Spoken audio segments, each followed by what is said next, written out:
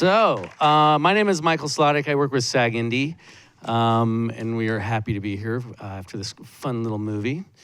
So we'll just jump right into questions, and we'll probably have some time for some audience questions as well once we get there.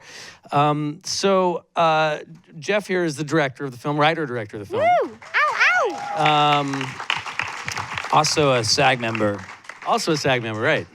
3 actors, Make that connection to get Alliance. That's right.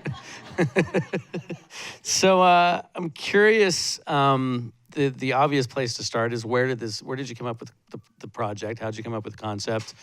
And then tell us about the process of developing from the time that you came up with it and then moved forward. Yeah, so the character that Wyatt plays, the Jason Black character, is based upon a good friend of mine named Adam Ezra, who actually also worked with Meredith and Wyatt a little bit on the music that they did in the film. He was a musician on the East Coast, and I was a stand-up comedian in the West Coast. And when he was touring in the West Coast one night over beers, he was like, what if you and I went on a tour and it could be like a small tour and you can open up for me as a comedian. And I thought it was a bad idea in real life, but maybe a fun idea for a movie. And and then if you want to do a little, when you get home tonight, if you check out one of his songs called The Desperate Plea from the Heart of a Shithead, it's a true story of his about how he created a sort of semi-fake tour at a different point to go visit the girl he did it for 3 months in college that he now was 100% firmly believed was the true love of his life and needed to stop her from moving with a guy to Seattle. So it was a song. It didn't actually happen. It was just a song. It did happen. It did happen. I mean, I don't know how it is a true story. I don't know if the song says it's a true story, but if you listen to the song, you'll hear he tells the story in the middle of the song. And so what we have is this place called the Tilted Kilt in real life for him was a Hooters.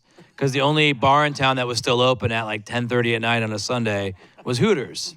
So he had to tell this girl that he loved that, hey, it's not an ideal spot, and I know you're moving with this guy, but what about me? Did they work out? Did it work? In real life, this is, again, I don't know if I'm revealing. The girl did go on tour with him for a few weeks, and then I think she kind of figured out it wasn't going to quite work. She didn't. Yeah. The Hooters didn't dissuade her. Huh? I think she should have known better. Too many hot wings over that kind of proposal should tell you something.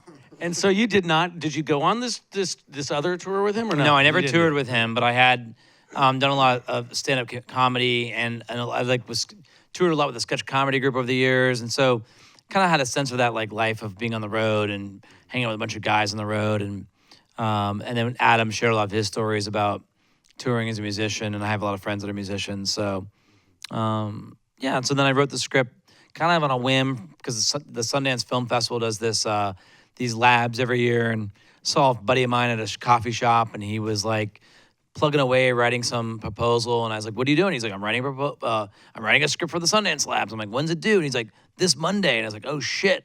So I kind of whipped up the proposal real quick and got to the next round, and they wanted to see a script in 5 days with a punch up and just spit the thing out quickly, and it didn't get into that program, but it was enough of an initiative to kind of get the thing off into the going. Yeah. Excellent. So tell us how you came about these two lovely people, or they came to you, or how you started the casting process. Yeah, so you got Wyatt Russell here, who played Jason Black.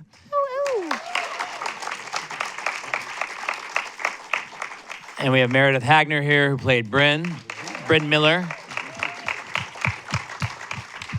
And so Alex Karpovsky, I had met at a film festival a couple of years ago at the LA Film Festival, and I had another movie called It's a Disaster that I acted and produced in, and he was there with a film he directed and acted in, and we kind of just hit it off over some drinks and then became Facebook friends, and then a year later I shot him a draft of this saying, I'm making a movie similar to a road trip movie you've made.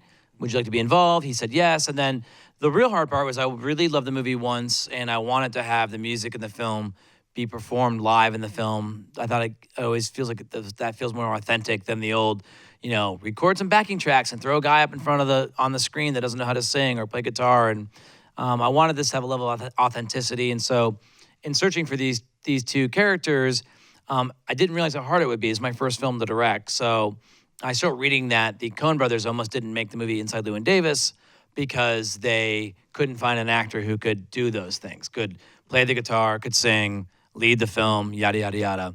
But that did give me enough inspiration to call Ellen Chenoweth, who's a casting director that does all their films. I called her, literally cold called her. I recommend you guys all do the same. And she was like, basically, this is like kind of a film outside of my purview, or just sort of too busy to do it, too low of rate and stuff like that. But she's like, but my associate, Suzanne Scheel, might be a really good choice. You should talk to her. Suzanne had worked on a lot of films with her, had that Inside Llewyn Davis list, and she quickly suggested Wyatt. And upon meeting him, it was like, obviously, he should be the guy.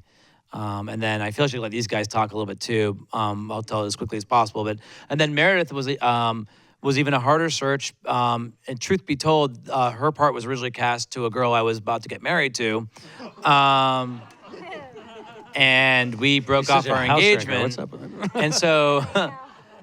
And so a couple months, about a month and a half before shooting, had to find a woman, a role, this character kind of without thinking I ever would have to.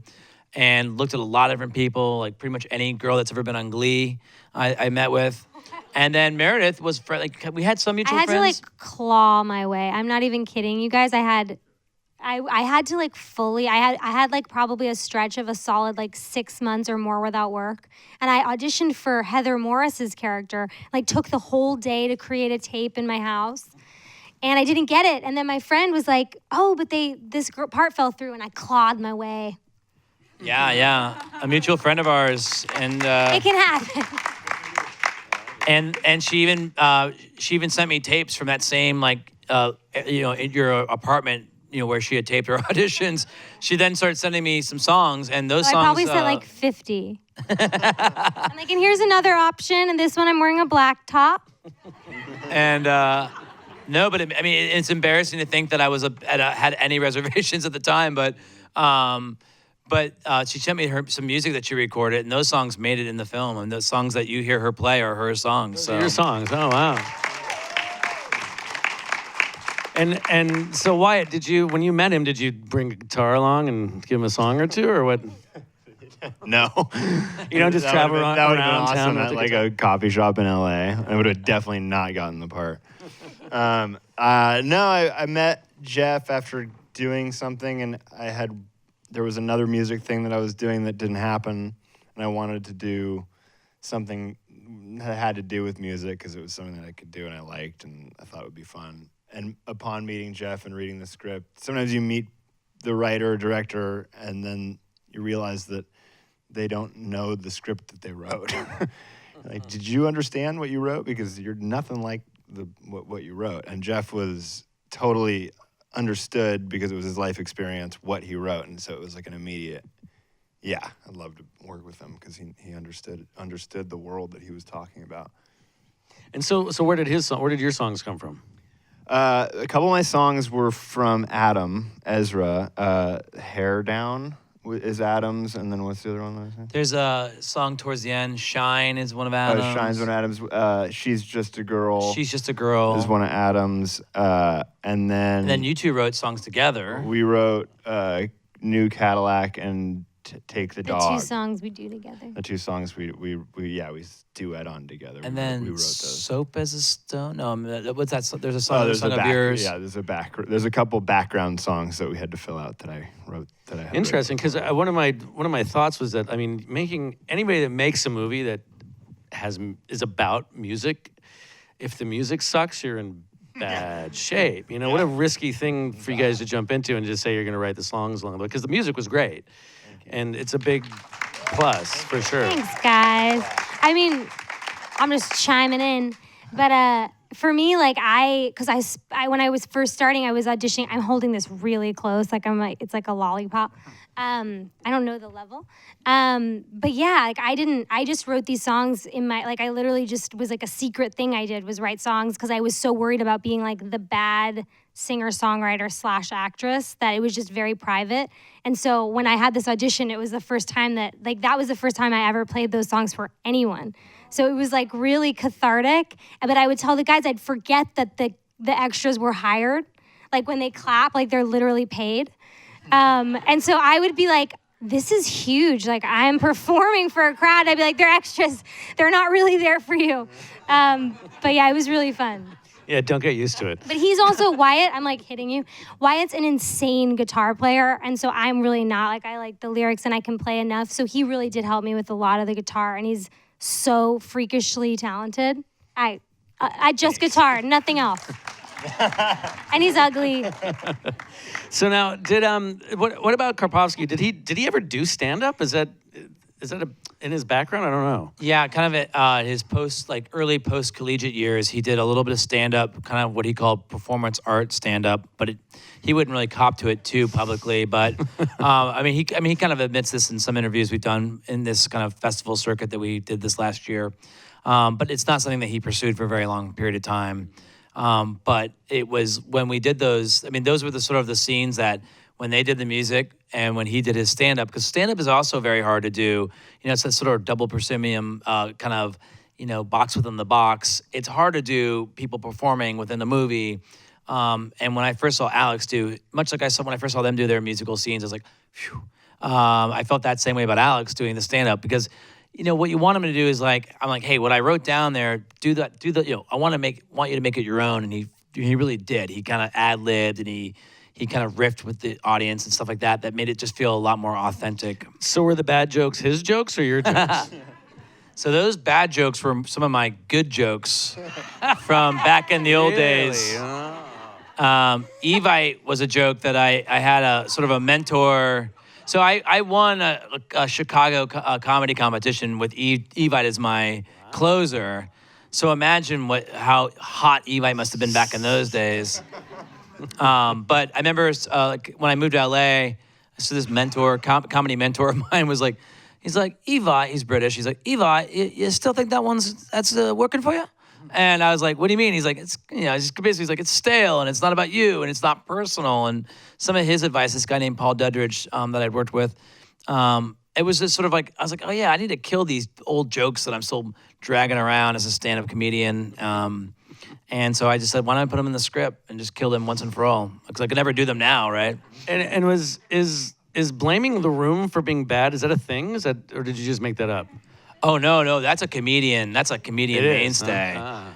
These people are fucking idiots, man. These people don't get me. They're all fucking idiots. They're all from the Midwest or whatever the excuse is. But it was more so he kept referring to the actual construct of the space. Oh, comedians. Like to me. This room is I've had just comedians not built be for like, it. oh man, everyone's sitting in the back row, man. There's no one in the middle, man. It's gonna fucking suck.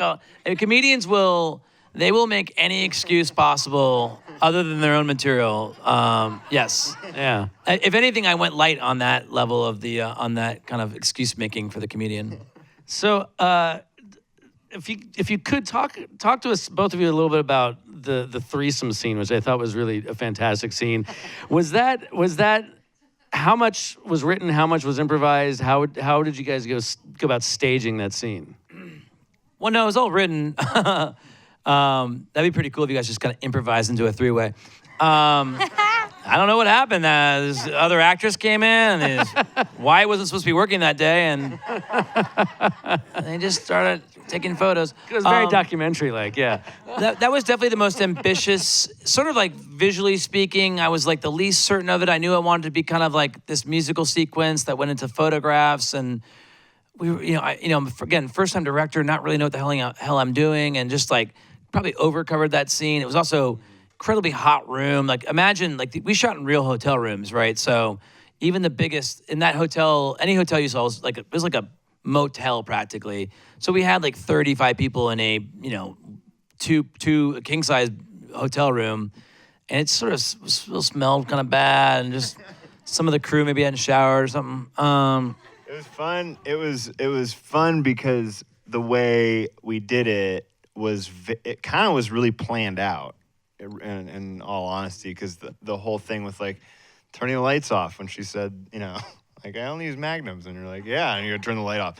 All of that stuff was planned out beforehand, so we knew what Jeff wanted the jokes to be.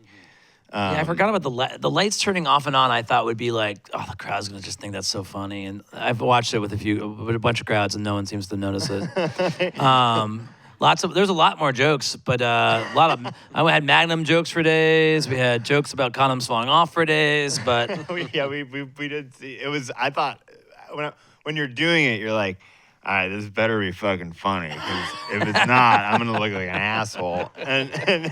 And when we cut it together, I was like, oh, good, it's funny. I laughed. So it was. And that was fun. Heather Morris was an actress I really only met one other time. She's from Glee, and I it's like one of those things where you throw this girl in a pile of dudes, and you're like, have fun, hope you feel comfortable. And she was so game, and Awesome. I don't know if you guys ever watched Glee, but she's sort of like the comedic relief in that show, and so she's just always sort of the oddball comedic timing on Glee, and I just thought if she can bring that to the scene, it would be so great. So I thought the pacing of it was really great. It really gets going quickly. I'm curious how much, if anything, how much it changed from script to production to post-production. That's a good question. I mean, the script was pretty locked in, and then I met. What really helped the script a lot was I met with Wyatt and Meredith and Alex and a few of the other actors like Melanie Linsky, and I'm trying to think who else came in and workshopped it with us. But some of those bigger scenes like that. And what I really told them was like, look, any feedback you guys have on the scenes. Meredith had a lot of feedback on her character, and I think it was like, again, like, male director, the woman character had one line in the whole movie. And I was kidding. But you had like. Well, no, that was what was so great about working with Jeff, and not because I want him to cast me again. No, I'm just kidding. No, but seriously, Jeff was just so game to be like, hey, like, you're the love interest character, and let's make this someone with substance instead of, he was just, that was a cool way to be, because you don't always find that. Yeah, I mean, basically it was like this rehearsal is not so much as it's for them to get more comfortable with each other, but it wasn't like, oh, actors memorize your lines. It was more like actors help me make this feel more authentic or more real, or so we really used that time to workshop the script, and I think that made it a lot better. And I think the editing process, we probably, there was probably one or two scenes that we shot that I kind of immediately realized I didn't need to shoot. Like, you were totally right. We shot one more song in that opening bar scene. You literally are like, this is never going to be in the movie, but I'll play it. I was like, will you do it? And you're like, and we literally, like, right after we shot it, I was like, he's probably right. And it never made the movie. And then the scene with you and Alex in the mirror, which was a cute scene, a nice scene. Yeah, that was a good scene. We never used it, but that'll be in the deleted bonus features that you can now pre-order on iTunes. So, anybody have any questions out there in audience land? Whoa. I feel like I can talk about the budget now that the film's distributed. And you probably can even almost look it up. It was a SAG modified low budget, which means it's under $625,000, and we were good measure underneath that. We shot with about $400,000, and I feel like, because I think, like, I don't know who I'm lying for at this point, but but yeah, so that that's ourselves. It was 9. Well, no, because as a director, you want to tell everyone that you made it for as little as possible, which is the truth. Everyone else wants you to say, well, we want people to think you made it for $10 million. I'm like, well, that would make me look like not as good of a director, right? Mm-hmm. So, so it's a very limited. It's not the ideal movie to make with a low budget, a road trip movie with lots of locations, lots of company moves, music. There's a lot of elements that I think probably didn't make it a totally perfect first film for a director. Usually they say, like, make a movie where everyone's in a house together and you don't ever leave that house.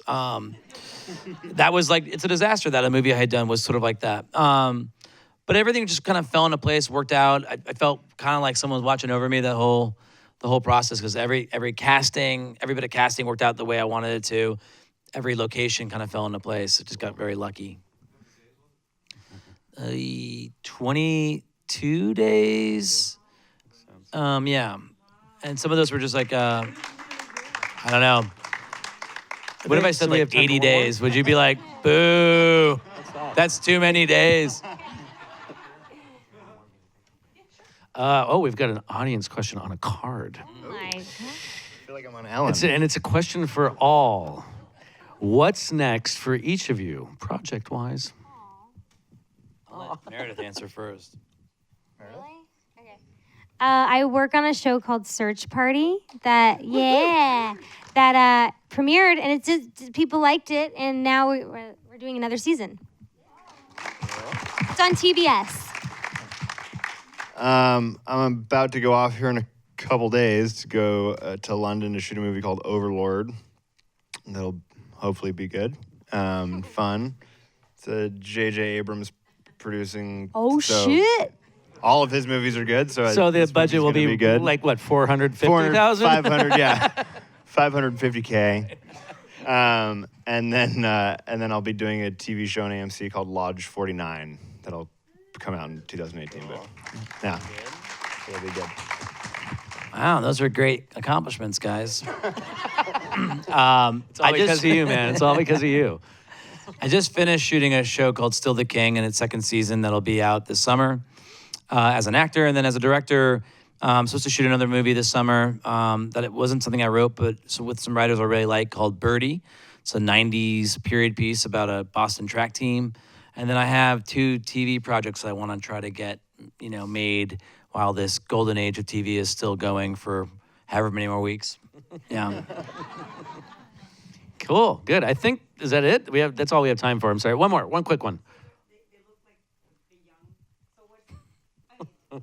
Just kids. In a lot of projects, but when you have not been busy, how do you feed your creativity? Great question. Honestly, we could go on that one for a while. Yeah. Everyone, chime in.